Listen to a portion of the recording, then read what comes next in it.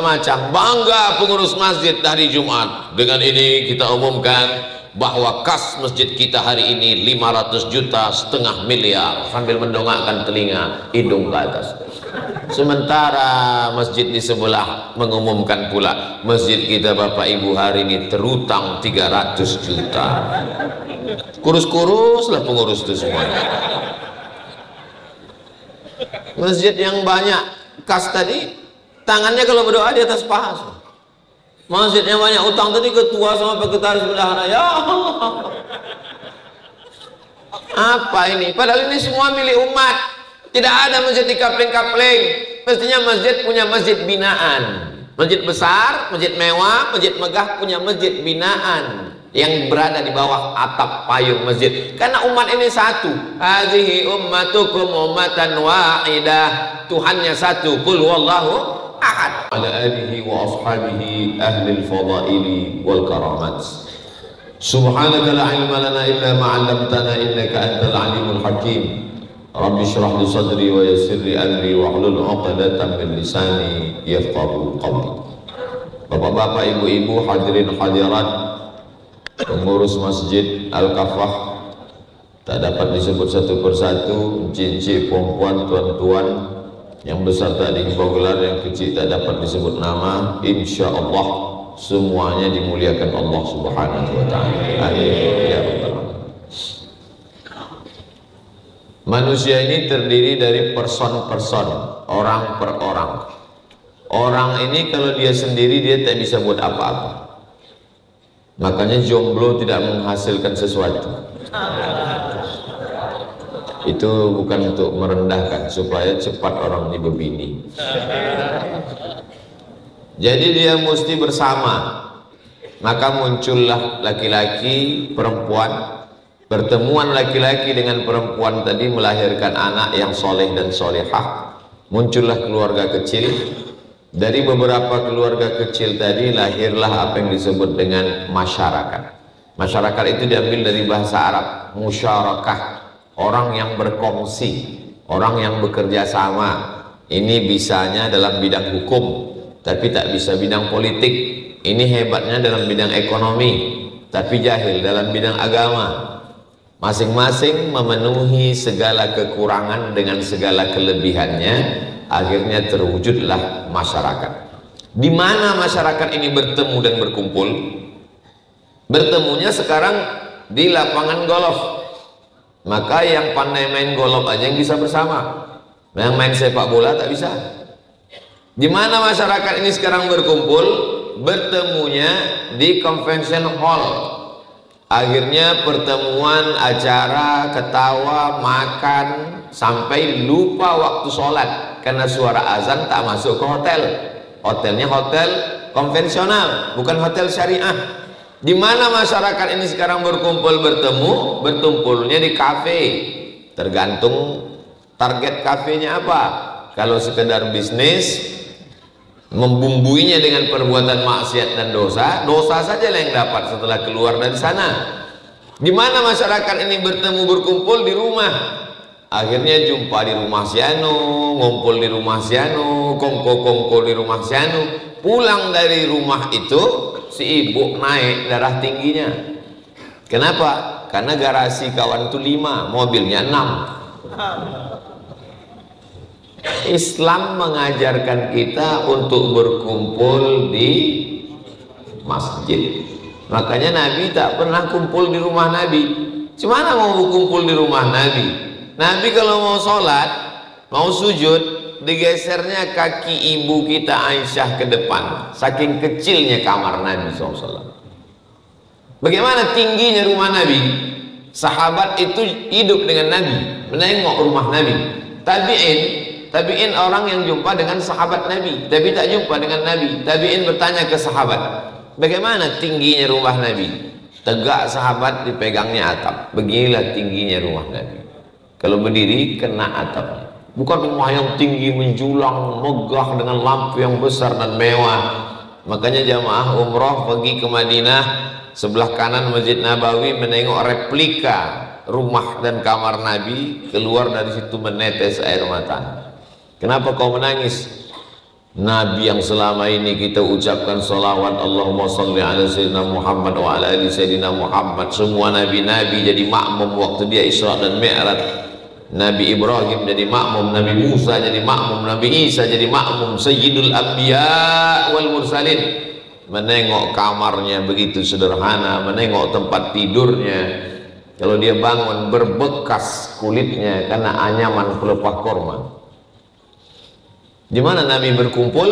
Makanya kalau menghadap ke arah kiblat, di sebelah kiri ada tiang, salah satu tiang itu bernama Ustuwanatul Wufud, tiang tamu. Kenapa disebut tiang tamu? Karena di bawah tiang itu Nabi duduk menyambut tamu-tamu. Di samping Ustuwanatul Wufud itu ada namanya Ustuwanatul Haris. Ustuwana artinya tiang, Haris artinya penjaga. Karena di situ Sayyidina Ali tegak menjaga, mengawal Nabi Muhammad sallallahu alaihi wasallam. Nabi menyambut tamu di mana? Di masjid. Kalau menyambut tamu di masjid, tak mungkin cakap tamu itu maksiat dosa tak tentu arah, tak mungkin cakapnya itu mungkar, tak mungkin cakapnya bohong, karena dia sedang beriktikaf di dalam rumah Allah Subhanahu wa taala. Kalau menyambut tamu di masjid, pastilah tamu itu dalam keadaan berwudu. Kenapa? Karena kalau dia masuk masjid, dia sholat sunat tahiyatul masjid duluan. Kalau tamu itu berada di dalam masjid, masuk waktu, pasti dia sholat on time, tepat waktu. Kenapa? Karena pasti Bilal mengumandangkan azan. Jadi kalau kita mau mengembalikan kejayaan Islam, maka kita mesti ketemu 5 kali sehari. Di mana kita jumpa? Masjid. Sekarang orang tak jumpa. Jumpa tiba-tiba dapat surat Yasin bergambar foto. Ini kawan kemana dia? Mati lah. La salam wala kalam. Dulu masih jumpa lagi, anak Sianu nikah, jumpa itu menantu kau. Oh iya, mirip macam Pak Anu, memang keponakan dia, macam anak dia itu. Oh, zaman sekarang nikah jumpa pun tak bisa bercerita. Mau bertanya, itu anak siapa? Apa? Itu anak siapa? Kenapa? Suara musik. Bum-bam, bum-bam, bum-bam.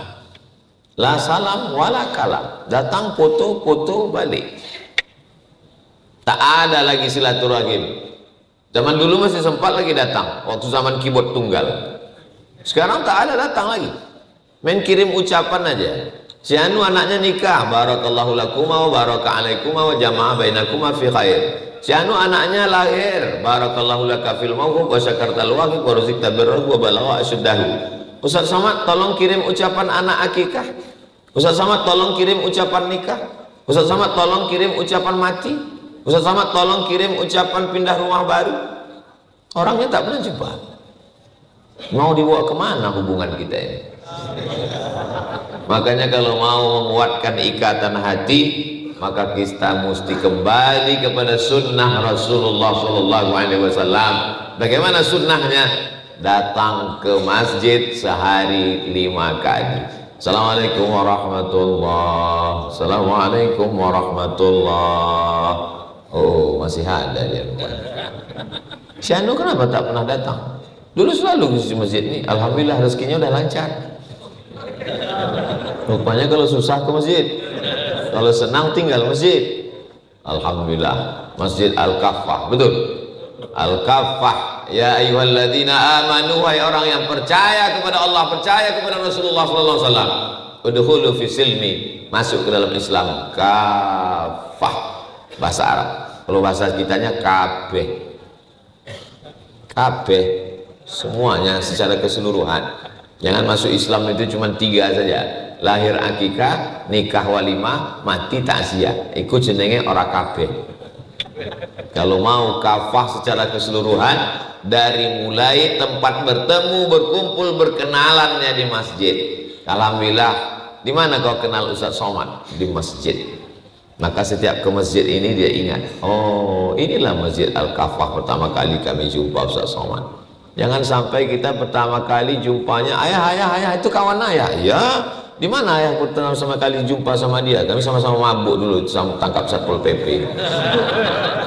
Siapa yang tak punya dosa? Siapa yang tak punya silap dan salah? Masa lalu kita tinggalkan, yang akan datang kita perbaiki. Setiap langkah kaki kita ke tempat maksiat dan dosa di masa lalu kita tebus dengan memperbanyak langkah kaki ke masjid. Langkah yang pertama menghapus dosa, langkah yang kedua mengangkat derajat. Kalau dulu kaki ini dilangkahkan ke tempat maksiat, dosa, mabuk, khamar, sakau, narkoba, ganja, maka hari ini dilangkahkan ke kaki ke tempat yang paling mulia, permukaan bumi yang paling mulia, masjid. Itu makanya dalam mazhab Syafi'i yang paling afdal sholat Idul Fitri dan sholat Idul Adha di masjid. Mazhab yang lain mengatakan di tanah lapang, tapi tidak ada benturan antara mazhab Syafi'i dengan mazhab yang lain. Mengapa di tempat lain itu, di mazhab lain tanah lapang? Karena ketika itu masjid kecil-kecil, maka kalau dibuat di masjid tak banyak jamaah yang bisa tertampung. Tapi zaman sekarang masjid besar, megah, mewah dan cantik, maka kita mesti kembali ke masjid. Bercita-citalah umat ini jangan mati sebelum membangun masjid. Buat masjid atas nama ayah, buat masjid atas nama ibu, buat masjid atas nama istri, buat masjid atas nama suami, buat masjid atas nama siapapun. Tak boleh buat masjid atas nama orang, Pak Ustaz. Tengok Masjidil Haram, Masjid Nabawi, mana ada nama orang?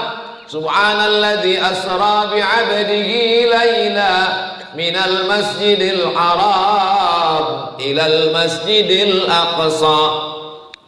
Makanya kalau jalan agak jauh-jauh sedikit, pikniknya kurang jauh. Coba kalau ke Mesir. Di Mesir, masjid yang tertua pertama kali dibuat oleh sahabat Nabi yang menjadi gubernur Mesir pada zaman Khalifah Amirul Mukminin Umar bin Khattab, namanya Amr bin As. Maka masjid yang tertua, nama Masjid Afrika Utara, masjid pertama didirikan, itulah dia Masjid Amr bin As. Panjang umur, sehat badan, mudah-mudahan kita umroh bisa singgah ke Mesir. Ongkos tanggung masing-masing. Disitulah ada namanya masjid tua, Masjid Amr bin As, sahabat Nabi. Tak mungkin salah, karena kalau sahabat Nabi salah, mereka orang mulia, mereka orang salaf. Salaf artinya yang hidup 3 abad pertama. Khairul qurun qarni, sebaik-baik abad abadku. Tsummal ladzina yalunahum, 1 abad sesudah itu. Tsummal ladzina yalunahum, 1 abad sesudah itu. Jadi kalau disebut istilah salaf artinya 3 abad pertama. Jadi kalau ada orang sekarang mengatakan, kau jangan ngaji sama Ustadz Somad, kita ngajinya sama Ustadz Salaf, berarti dia ini bodoh. Mana ada orang salaf hidup sekarang? Salaf itu 300 tahun pertama zaman Nabi. Jadi yang dimaksud salaf sekarang itu adalah orang-orang yang mengikut kalangan salaf. Apakah kita ini mengikut salaf? Ya, salaf dulu sholat subuh berjamaah, kita ikut. Yang tak datang sholat subuh berjamaah itu namanya kalangan salaf. Sakit dia, gatal-gatal, tak bisa ke masjid. Saudaraku yang dimuliakan Allah Subhanahu wa Ta'ala, maka berawal dari membangun masjid. Nabi bertolak dari kota Makkah Al-Mukarramah hari Ahad malam Senin. Malam Senin, malam Selasa, malam Rabu, malam Kamis, malam Jumat, malam Sabtu, malam Ahad, malam Senin, hari Senin sampai dia di Quba. Sampai di Quba berdirilah satu masjid. Itulah dia Masjid Quba. Didirikan 4 hari 4 malam. Karena Nabi menginap di Quba 4 malam. Malam Selasa, malam Rabu, malam Kamis, malam Jumat berdiri satu masjid, Masjid Quba. Mudah-mudahan kita bisa membangun masjid 4 hari 4 malam. Mana bisa Pak Ustaz? Pakai jin lah. Apa tak bisa? Begitu hebatnya. Ini masjid cantik, besar, megah, mewah, luar biasa. Ibu-ibu jangan menyandar ke kaca. Bukan kata saya, kata protokol tadi. Terus terang ibu, kami menengok ke atas nih macam nengok akuarium sekarang. Ada ikan mas koki, ada lohan, ada arwana. Lalu kemudian yang pertama kali tanah wakaf. Makanya berlomba-lomba lah mereka pada hari Jumat. Bertolak dari Quba hari Jumat, malam Selasa, malam Rabu, malam Kamis, malam Jumat. Jumat pagi menjelang siang bertolak Nabi SAW bersama sahabat menuju Yathrib. Yathrib artinya tanah banyak penyakit, tanah banyak kuman, tanah tandus. Yathrib dirubah Nabi nama itu menjadi Al-Madinah Al-Munawwarah. Al-Madinah kota, Al-Munawwarah, yang terang benderang dengan cahaya. Itulah mengapa dia disambut dengan tala'al badru alaina, sudah terbit bulan purnama. Malam gelap gulita tak nampak apa-apa, begitu terbit bulan purnama terang benderang, disebutlah dia dengan Al-Madinah Al-Munawwarah. Makanya saya kalau disambut pakai tala'al badru alaina rasa-rasa tak layak. Tala'al badru alaina, pas datang Ustaz Somad tuh mati lampu. Dalam hati tak cocok sama tolong, tapi masyarakat mudah begitu, cemana lagi, tak mungkin kita larang mereka kan. Lalu kemudian sampai di situ datanglah mereka menyerahkan tanah. Ini tanah ya Rasulullah, dibeli Rasul tanah itu, setelah dibeli diwakafkannya. Itulah dia tanah Masjid Nabawi sekarang. Apa maksudnya? Nabi SAW tak perlu tanah wakaf. Nabi ingin mengatakan, mengajarkan pada umatnya, aku yang Nabi dijamin masuk surga pun ingin dapat pahala mengalir dari tanah wakaf. Nabi tak perlu dia tanah wakaf, tak perlu dia, semua amalnya sudah dijamin masuk surga. Ayatnya dibacakan imam kita tadi rakaat yang kedua, wala saufa yu'tika rabbuka fatarda, apapun yang kau mau ya Muhammad SAW akan kukasih. Jangankan dia, siapa saja yang menyebut nama dia maka dikasih Allah. Siapa yang tak mau menyebut nama dia tak diterima Allah. Siapa saja di dunia ini yang mengatakan asyhadu an la ilaha illallah titik, tak diterima Allah. Sebelum menyebut nama dia mesti menyebut nama dia, wa asyhadu anna Muhammadan Rasulullah. Makanya waktu dia berdakwah ke kampung Arab Badui, kami percaya pada Allah, tapi kepada kau kami tak percaya, kata mereka. Apa kata Allah? Turun langsung ayat. Qul, katakan, in kuntum tuhibbunallah, kalau kamu cinta kepada Allah, fattabi'uni, ikuti aku, ikuti Muhammad sallallahu alaihi wasallam. Wa may yabtaghi ghairal islami dina, siapa yang tidak mengikuti jalan Muhammad sallallahu alaihi wasallam, falan yuqbala minhu, dia tak akan diterima di akhirat. Wa huwa fil akhirati minal khasirin, termasuk orang yang rugi. Orang sehebat dia pun mau mewakafkan tanah, diwakafkannya lah tanah itu dari tepi mimbar ke samping kubur 22 meter, dari ujung kiblat ke belakang 15 meter. Grup reunian SMA, grup kongko-kongko ketawa-ketawa. Kenapa tak ada grup masjid? Alhamdulillah Pak Ustadz, grup masjid kemarin udah kami buat, terus 2 bulan yang lalu bubar. Kenapa? Asik berkelahi aja isinya dalam. Ada apa dengan persaudaraan kita? Assalamualaikum Pak Haji. Waalaikumsalam. Kalau tak salah saya pernah ke masjid ini dulu. Iya Pak Ustadz. Pak apa dulu yang bawa saya kemari ya? Oh Pak Anu Pak Ustadz. Mana Bapak tuh sekarang? Sejak tak terpilih jadi ketua tak pernah datang lagi Pak Ustadz. Apa ini? Ketua partai bisa akrab, ketua ormas bisa berjalan bersama, kenapa pula ketua masjid tak datang-datang lagi ke masjid Merajuk? Buat masjid baru pula tuh. Jadi memang masjid ini punya Allah. Wa annal masajida lillah, masjid ini punya Allah, tapi pengurusnya mengurus dari mulai keran airnya, listriknya, kebersihannya mesti ada. Masjid ini Masya Allah tabarakallah, saya terus terang, kulit saya ini tipis, tak tahan terlalu dingin. Masuk tadi ke masjid ini rasa masuk pesawat, AC di mana-mana, bagus sekali masjid ini. Kadang di tempat lain tak terdengar suara ustadz itu, saking banyaknya kipas angin. Tapi di sini tak terlalu ada, tak ada malah kipasnya, AC-nya mantap luar biasa. Kalau bisa beginilah semua masjid di Indonesia, apa tak tenang kita ceramah? Tenang kita ceramah. Tapi apa mau dikata? Masjid ini tak sama nasibnya, macam-macam. Bangga pengurus masjid dari Jumat. Dengan ini kita umumkan bahwa kas masjid kita hari ini 500 juta, 500 miliar, sambil mendongakkan telinga, hidung ke atas. Sementara masjid di sebelah mengumumkan pula, masjid kita Bapak Ibu hari ini terutang 300 juta. Kurus-kurus lah pengurus itu semuanya. Masjid yang banyak kas tadi, tangannya kalau berdoa di atas paha. Masjidnya banyak utang tadi, ketua sama sekretaris bendahara. Ya Allah. Apa ini? Padahal ini semua milik umat. Tidak ada masjid dikapling-kapling.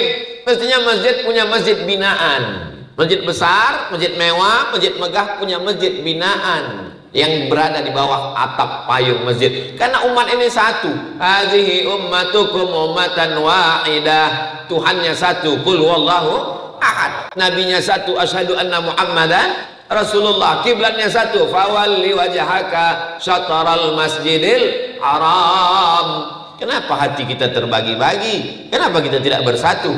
Memahami pemahaman yang benar tentang pengurus masjid. Tapi jangan gara-gara saya bilang masjid ini punya Allah, lalu masyarakat seenaknya saja tidur di masjid. Pas ditanya, kenapa kau tidur di masjid? Kenapa kau masjid punya Allah? Masjid ini punya Allah, tapi mesti ada aturan-aturannya. Masjid Nabawi pun ditutup malam. Masjidil Haram betul terbuka 24 jam. Masjid Nabawi tetap ditutup. Ada aturan, ada ikatan, ada pasal dibuat di ART untuk apa? Menjaga ketertiban kita bersama. Lalu kemudian program-program masjid. Imam amat sangat berpengaruh. Nyaman kita subuh ini bacaannya, makharijul hurufnya, panjang pendeknya, tumakninahnya. Sabbih isma rabbikal a'la allazi khalaqa fasawwa. Di beberapa masjid tolak-tolakan orang. Siapa yang maju mau maju, maju ke depan. Saking kan banyak yang menolaknya, duluan pula kepalanya dari kaki, akhirnya maju dia ke depan. Bismillahirrahmanirrahim. Ijazah tak ada zat. Apa itu? Hebatnya Masjid Al-Kafah ini, asal terbit matahari berbunyi.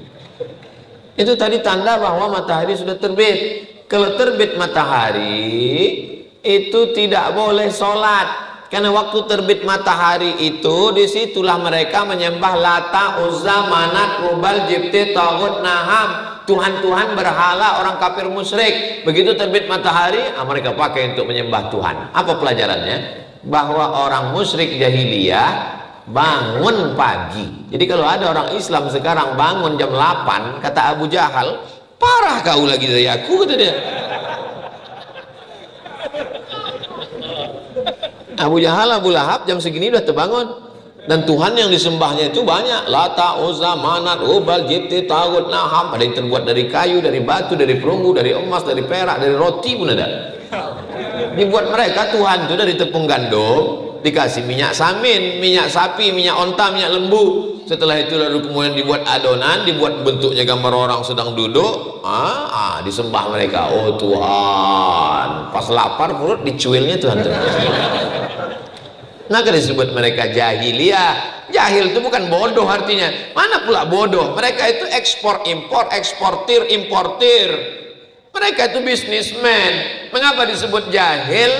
Karena dalam masalah Tuhan dia jahil. Sama macam sekarang. Ustaz Somad, masih ada orang jahiliyah sekarang? Ada. Profesor, doktor, jenderal, penguasa, orang kaya, tapi percaya sama dukun. Kan bongak aja. Bodoh, dibodoh-bodohi dukun. Ketahuan semuanya. Mau ngamuk dukun-dukun. Kalau memang betul dukun itu bisa menyantet, kenapa lapor polisi? Apa tak santet aja, bantai aja semua? Nampak betul bodoh. La ilaha illallah Muhammad Rasulullah. Jahil, jahil.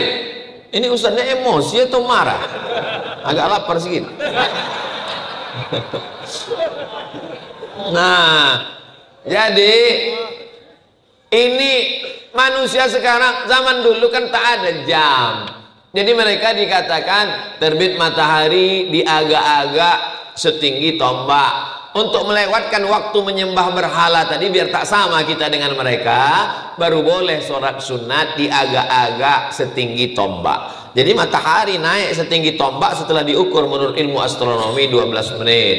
Biasanya orang menggenapkannya 15/4 jam biar mudah. Jadi waktu terbit tadi jam 6.02 tambah 15 berarti jam 6.17 barulah boleh kita sholat sunat isyraq. usalli sunnatal isyraq raka'ataini lillahi ta'ala. Imam berpengaruh, muazzin berpengaruh. Terus terang masjid ini Masya Allah, mentang-mentang Ustaz di sini Ustaz puji, enggak. Saya kalau memang cocok saya lanjutkan, kalau memang tidak azan. Tenang kita mendengar azan. As-salatu khairum minan naum. Katanya tak boleh panjang Pak Ustaz. Apa pula tak boleh panjang? Apa pula tak boleh panjang? Tengok, li'ilafi Quraisy. Kan panjang kan? Ilafihim rihlatash shita'i was-sayf falyabudu rabb hadzal bait alladzi at'amahum min ju' wa amanahum min khauf. Itu dalil naum itu boleh panjang, karena khauf dengan naum sama. Tapi ada yang mengatakan tak boleh panjang. Bukan tak boleh panjang, lagunya jangan terlalu slow. As-salatu khairum minan naum. Kawan tuh udah mau bangkit tadi mendengar. Tapi kalau yang muazin itu diangkat babin sa sama babin kamtip mas, barulah sedap. As-salatu khairum minan naum. Anak-anak muda nih dikasih kesempatan azan. Kenapa Ustaz tak maju tadi jadi imam? Siapapun yang datang ke Masjid Al-Kafah, walaupun jubahnya 3 lapis, walaupun pakai baju kebesaran karena ukurannya XL, tidak boleh maju ke depan walaupun jenggotnya bercabang. Kalau tidak izin imam, imam ratib, imam tetap. Siapa yang paling layak jadi imam di kota Batam ini? Yang paling layak jadi imam Pak Rudi, pemimpin ulil amri. Lalu kemudian pemimpin mengangkat namanya imam ratib Masjidil Haram, diangkatlah Syekh Abdurrahman Sudesh, Syekh Su'ud Ash-Shuraim diangkat oleh Sultan. Lalu kemudian imam ratib itu yang maju ke depan. Walaupun Grand Syekh Al-Azhar Kairo, walaupun ulama besar dari Yaman, dia tak layak maju ke depan. Imam ratib ini mesti kita amalkan begini. Karena dulu pernah di Pekanbaru, imam ratib ini tak pede. Kebetulan acara pertemuan imam-imam sedunia di Pekanbaru. Begitu datang imam dari Palestina, imam lokal ini langsung ciut. Majulah imam dari Palestina ini, dibuatnya zuhur 2 rakaat. Dia musafir.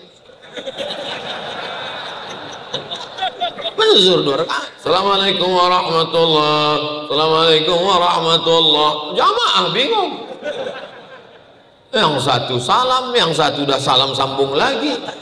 Yang satu selesai sholat, kebetulan jadwal saya waktu itu Rabu zuhur, selesai sholat bertanya, habis mereka datang, gimana zuhur kita tadi Pak Ustaz? Nah itulah gara-gara imam ratib tak mau maju ke depan. Tapi di masjid kita imam ratib maju. Ustaz tak dipersilakan tadi, persilakan, saya dikasih mikrofon untuk saya, tapi saya bilang, kata saya, mau begitu. Ini imam ada, Bilal ada, khotibnya ada, lengkap. Tapi tak cukup hanya pengajian khutbah saja dipadakan seminggu sekali, tak cukup, mesti ada pengajian. Jangan lagi tablik akbar pengajian tak tentu arah. Sebulan sekali tablik akbar, mantap. Malam Ahad dibuat tablik akbar supaya anak muda jangan pergi keluyuran tak tentu arah, mantap. Apalagi ini kota Batam cantik indah luar biasa, tempat nongkrong banyak, koko kafe. Buat pengajian tablik akbar malam Ahad, Sabtu malam Ahad, supaya tak ada alasan anak muda pacaran. Assalamualaikum sayang. Waalaikumsalam. Jadi kita jalan nanti malam, tak ada jalan-jalan lagi, pengajian di Al-Kafah. Jadi hubungan kita gimana? Kuputuskan kau, kupinang kau dengan bismillah. Begitu dia, jangan main putus-putus aja. Jangan kau sia-siakan anak orang. Nanti dibawa bapaknya ke rumah sakit, detektor logam, rupanya cap jempol semua di badannya. Lalu kemudian buat pengajian tuh baca kitab macam Masjid Al-Kafah nih, bukan sekedar ngaji ngomong tak tentu arah, baca kitab. Apa nama kitabnya? Bulughul Maram. Kitab ini ditulis oleh Al-Hafiz Ibnu Hajar Al-Asqalani, imam dalam mazhab Syafi'i yang mensyarah Sahih Al-Bukhari. Kami belajar Bulughul Maram ini dulu di madrasah sanawiyah di pondok pesantren, dikaji sekarang. Kalau tak paham isi Bulughul Maram, datang Imam Son'ani mensyarahnya. Nama kitabnya Subulus Salam Syarah Bulughul Maram. Masjid-masjid yang lain tolong ikut 3 pengajian wajib paling tidak sepekan. Pertama, akidah. Akidahnya mesti ahlus sunnah wal jamaah. Yang kedua, fikih. Fikihnya mesti bermazhab Syafi'i dengan tetap menghormati mazhab Hanafi, Maliki dan Hambali. Ketiga, tasawuf. Biasanya dibaca kitab akhlak tasawuf, Ihya Ulumuddin. Tak sanggup Ihya Ulumuddin terlalu besar 4 jilid, maka dibacalah Mau'izatul Mu'minin min Ihya Ulumuddin, ringkasan yang ditulis Syekh Jamaluddin Al-Qasimi. Terserah kitab apapun mau dibaca. Akidah, fikih, akhlak, barulah kajian tafsir. Pilih tafsir paling simpel, pendek, singkat, Jalalain. Hadis paling sikit, Arba'in. Khatam Arba'in, Riyadus Shalihin. Khatam Riyadus Shalihin, Al-Azkar. Terserah kitab apa mau dipakai. Sahih Bukhari Pak Ustadz 7.275 hadis, 2 gendangnya. Kalau tak kitab tuh khatam, kau khatam. Bulughul Maram. Hadiri dan ikuti majelis ilmu kajian Muslimah dengan ijazah sanad riwayat bersambung kepada penyusun kitab. Jadi dari ustadz yang mengajar bersanad bersilsilah sampai kepada Imam Al-Hafiz Ibnu Hajar Al-Asqalani. Beruntung betuah ibu-ibu, kajian bapak-bapak dibuat pula sama, khusus anak muda. Kadang saya tanya juga anak muda nih, kenapa lah kalian tak mau ke masjid? Kami ini Pak Ustadz mau ke masjid, cuma beberapa kawan kami yang ke masjid meninggal. Sebetulnya itu tak ada hubung kait, kebetulan aja anak muda itu meninggal. Cuman pengurus ini pula tak mengerti perasaan anak muda. Sudahlah banyak anak muda meninggal, diletakkan pula lah keranda jenazah di depan pintu. Ada di beberapa masjid saya tengok gitu, masuk kita nampung, kan masjid horor gitu. Masjid apa tuh? Tak ingat anak muda tuh, masjid Al-Ikhlas, masjid Al-Kafah, masjid apa? Masjid horor itu katanya. Letakkanlah agak di belakang. Kenapa kalian anak muda ini tak mau ke masjid? Kami ini Pak Ustadz mau ke masjid. Tolonglah ceritakan tentang bahaya narkoba, negatifnya pacaran, bagaimana cepat sukses tadi, bagaimana trik bisa paham bahasa Arab dan Inggris. Itu yang kami inginkan. Ini kami sudah datang rame-rame, tiba-tiba Ustadz itu ceramah. Pengajian kita malam ini judulnya adalah malam pertama di alam barzah. Itu bukan tak penting Pak Ustadz, kami maunya dialog. Oleh sebab itu khususkan satu malam khusus untuk anak-anak muda.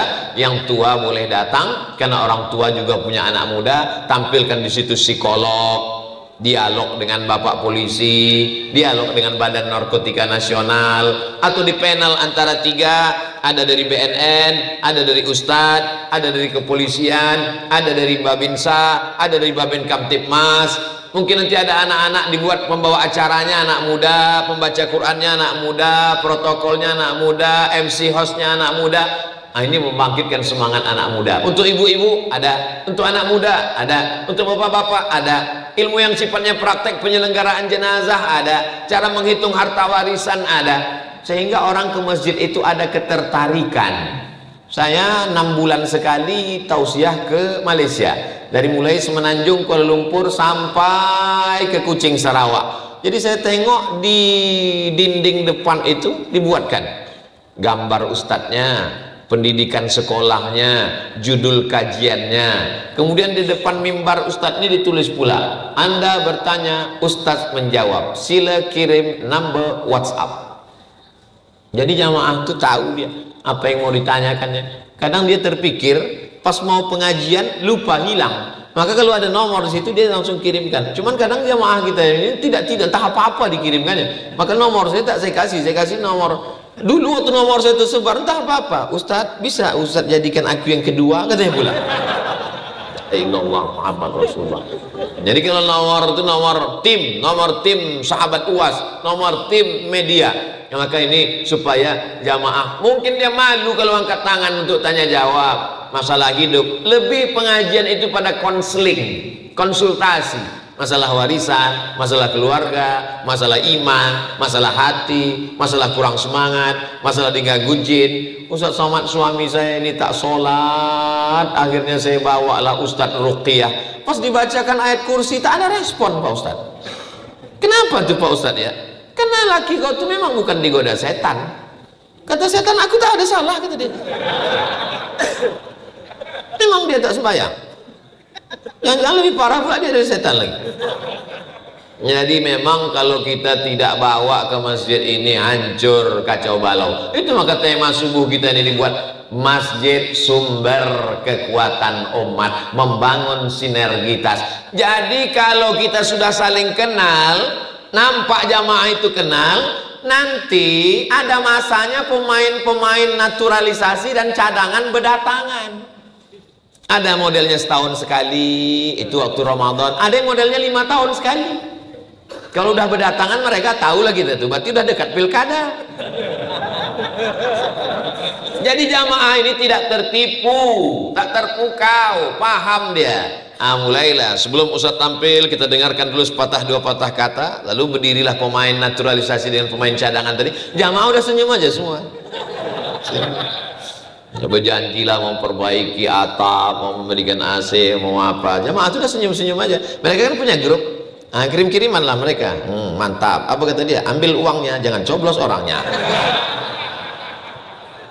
Kalau masjid sudah punya kekuatan basic keilmuan, tidak akan mudah pembelian suara-suara. Kenapa? Karena mereka sudah punya pilihan. Apapun dijanjikan, mereka tak terpukau. Kenapa?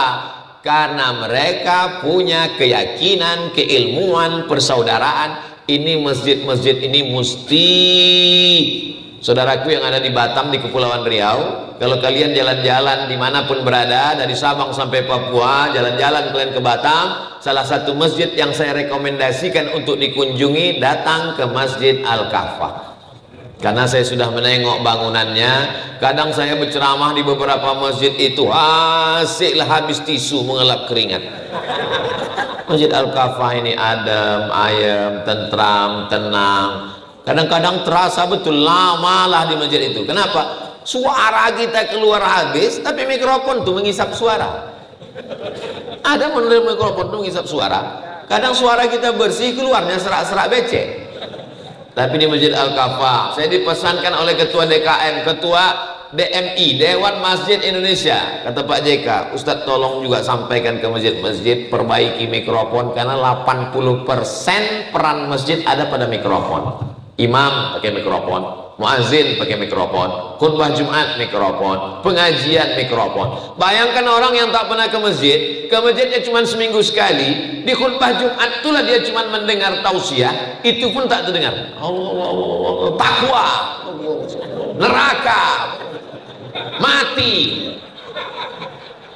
Apa yang mau diharapkan? Jadi perbaiki ini. Ada pula kadang masjid itu mikrofonnya bagus, tapi begitu kita masuk ke dalam, macam tepi jalan tiang listrik kabel bersangkut-sangkut, macam jemuran. Tapi Masjid Al-Kafah tengok, macam wireless semuanya. Jadi ada seninya, ada ini cantik, bagus semua. Dan kota Batam menunjukkan Batam ini kota yang aman, damai. Kenapa? Karena tak ada jerjak besi, tak ada jeruji besi. Kadang-kadang kita ceramah di masjid rasa-rasa di LP berceramah, besi kemana-mana.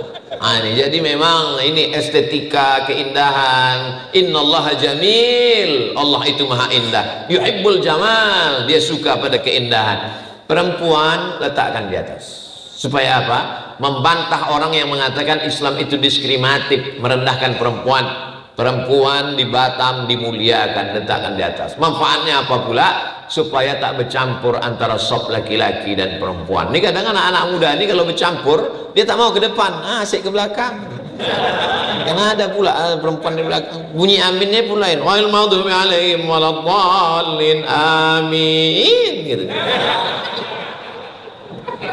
Jamaah yang dimuliakan Allah Subhanahu wa taala, kalaulah kita bisa menjaga kebersamaan di masjid, mati kita didoakan orang, pahala mengalir, amal jariah.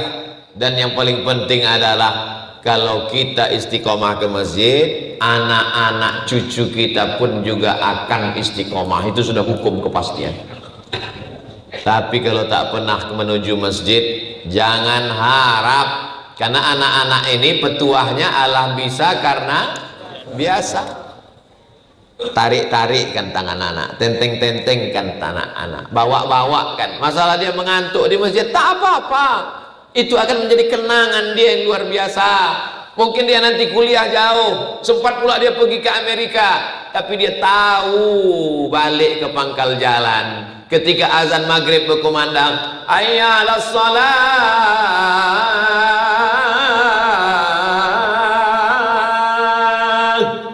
disitulah saya Pak Ustadz sedang duduk di atas pentas musik mau show.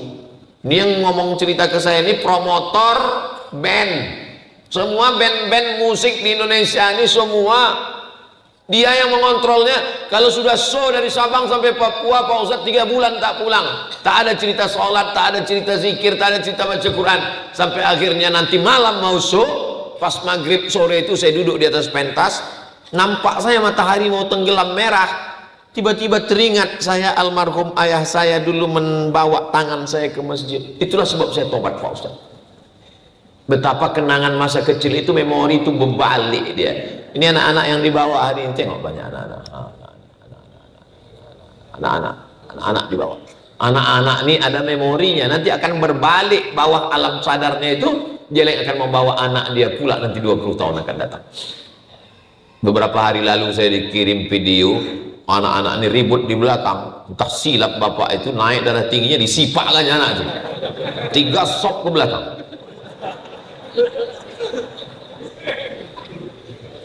Ada teknisnya biar supaya anak ini tak ribut. Ini saya ambil dari Masjid Agung An-Nur Pekanbaru. Anak-anak itu dibariskan tersusop di belakang, tidak ada yang ribut. Saya heran, kenapa anak ini tak ribut? Selesai sholat, saya ke belakang. Rupanya ada satu dibuat petugas membawa rotan panjang.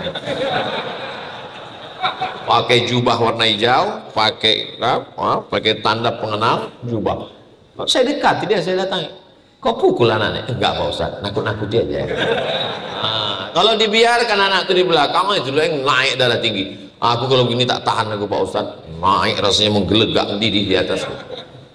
Kalau di Masjid Al-Kafah masih ada anak-anak, insya Allah 2052 masih ada masjid.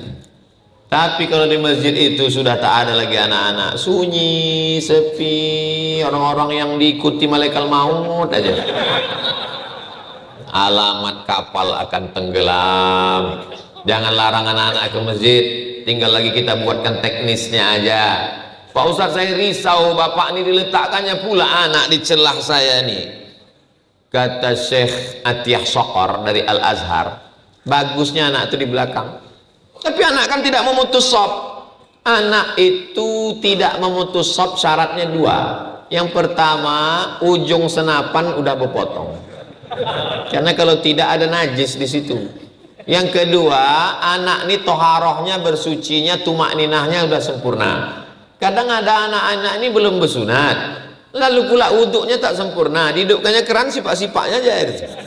Diambilnya air basah sikit udah. Nah itu tak baik. Dan tak mungkin pula kita angkat satu Satpol PP di pintu untuk nengok. Ini udah potong ke depan, ini belum potong belakang, kan payah. Nah, jadi untuk meninggalkan khilaf itu, anak-anak jangan bawa, itu tak bijak juga. Dibuatkan satu sop di belakang, buat satu petugas. Lalu petugas ini tak bisa lah ikut sholat Pak Ustaz. Tengoklah Masjidil Haram. Masjidil Haram itu waktu imam sholat kan 4 petugas itu tak ada yang sholat itu ikut. Nanti selesai di ujung-ujung baru mereka sholat. Itu tidak jadi masalah, karena ini bagian dari manajemen yang baik. Karena kalau kita tidak buat begini, orang tidak datang ke masjid, tidak nyaman, tentram. Jadi 2 secara umum masjid ini. Yang pertama hardware, yang kedua software. Hardware, bangunan, keran air, tempat wudhu, fasilitas, AC, jam dinding, sound system, karpet. Software, imam, bilal, khatib, pengajar. Maka ini semua dua-duanya baik. Insya Allah selamatlah masjid kita sebagai sumber kekuatan umat Islam insya Allah. Politik bisa berganti, Muncul orde lama, tumbang. Naik orde baru, tumbang. Naik reformasi, berakhir. Ada yang kekal abadi. Mana dia? Istiqlal. Presiden Soekarno cerdas. Dia tahu bahwa kekuasaannya akan berakhir. Dibangunnya Masjid Istiqlal. Sampai hari kiamat dikenang orang. Masuk orde baru, tumbang. Tapi ada yang kekal abadi. Apa dia? Masjid Muslim Pancasila. Berdiri di seluruh kampung dan negeri. Orangnya mungkin hilang, tapi masjidnya tetap ada. Jadi kalau kita mau kekal abadi, bangunlah masjid. Tapi jangan pula sudah bangun masjid tak sembahyang. Kau kenapa tak sholat? Cukup dapat royalti masjid aja Pak Ustaz. Saudaraku yang dimuliakan Allah Subhanahu wa taala, itulah kajian kita pada subuh yang penuh dengan barokah ini. Mudah-mudahan kita termasuk orang yang istiqomah sholat berjamaah. Kita jadikan masjid ini sebagai kekuatan umat. Masjid tidak ada kepentingan politik, ekonomi dan pribadi. Masjid adalah membuat kita menjadi khusyuk dan tawadhu. Anak suami istri ke masjid menjadi keluarga sakinah mawaddah warahmah. Anak-anak yang dibiasakan masjid menjadi anak yang soleh dan solehah. Ada lembaga pendidikan tahfiz Quran. Tidak cukup hanya sekedar ibadah. Ada pula di pembebasan tanah, ada klinik bersalin, ada klinik, ada tempat orang kesehatan, zahirnya di luar, batinnya di dalam, ada balai pertemuan, ada tempat pernikahan, sehingga orang yang nikah juga dibawa akadnya ke masjid, sehingga berawal keluarganya dari masjid. Masjid paripurna, impian setiap negeri, umat dan bangsa. Mudah-mudahan tercapai niat baik ini. Al-Fatihah.